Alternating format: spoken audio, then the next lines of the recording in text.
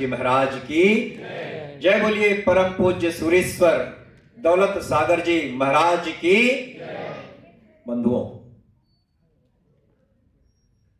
जीवन ऐसा हो कि हम स्वयं का कल्याण तो करें, सामने वाले के लिए भी हम अपनी सद्भावना को लेकर के चलें।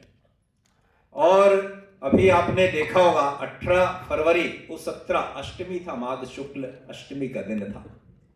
हमारे बीच में जिन्होंने आचार्य श्री की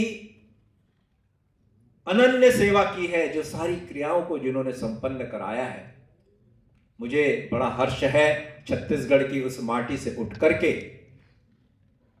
डोंगरगढ़ नाम है उस जगह का, चंद्रगिरी तीर्थ क्षेत्र बन रहा है। जैसे अभी नवीन भैया जी बता रहे थे, ऐसी निर्माण शैली है, नागर शैली में निर्माण हो रहा है उन मंदिरों का।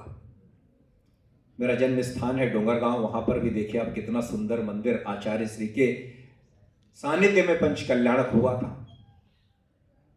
कोई सीमेंट नहीं, कुछ नहीं, आपको जो पुरानी पद्धति है जहां पे हजारों हजारों साल तक के जो निर्माण बना रहे, वैसे डोंगरगढ़ में चंद्रगिरी बन रहा है। और उस पावन धरती पर आचार्य श्री ने इस भाव की अपनी अंतिम सांस ली, संलेखना पूर्वक उनकी संलेखना, उनकी हर क्रिया को कराने वाला वो शख्सियत ब्रह्मचर्य वत से जो जड़ित है, गुरुवर का परम भक्त है, हमारे बीच में यहाँ पर विराजमान है।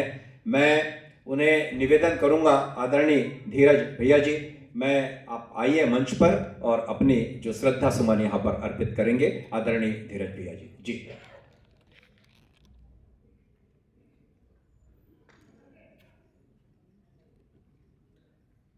ओम नमः।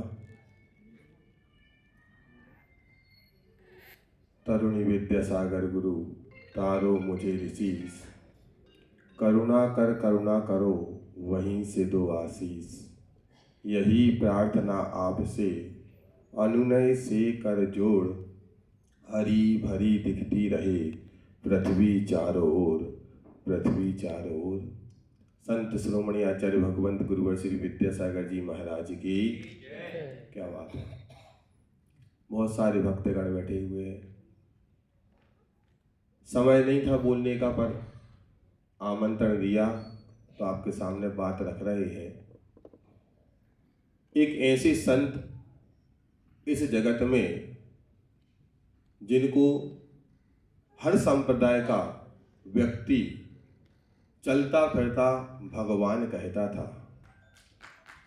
जीनियस वर्ल्ड ग्रुप के द्वारा जिन्हें ब्रह्मांड की उपाधि से नवाजा गया,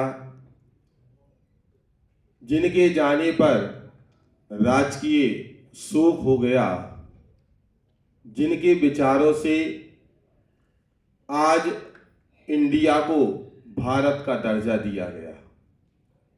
सबसे पहले यदि यह बात उठाई थी कि इंडिया नहीं भारत कहो, तो आचार्य विद्यासागर जी महाराज ने अपने मुखार बिंद से सभी शासनिक अधिकारियों को ये संदेश दिया, जिनके माध्यम से जब हमारे इस देश के राष्ट्रपति माननीय श्रीमान कोविंद जी साहब रामटेक में जब आचार्य भगवान के दर्शन करने पहुंचे और उनके विचारों को जब उन्होंने सुना, तो हमारी शिक्षा पद्धति में माननीय रंगनाथन जी को जो शिक्षा की विधि लिखने की बात आई, तो उनसे कहा गया कि नहीं, आप शिक्षा की पद्धति में यदि कुछ सुधार करना चाहते हो तो एक बार आचार्य विद्यासागर जी महाराज के पास जाओ, पर ध्यान रखना उनका कोई एड्रेस नहीं है,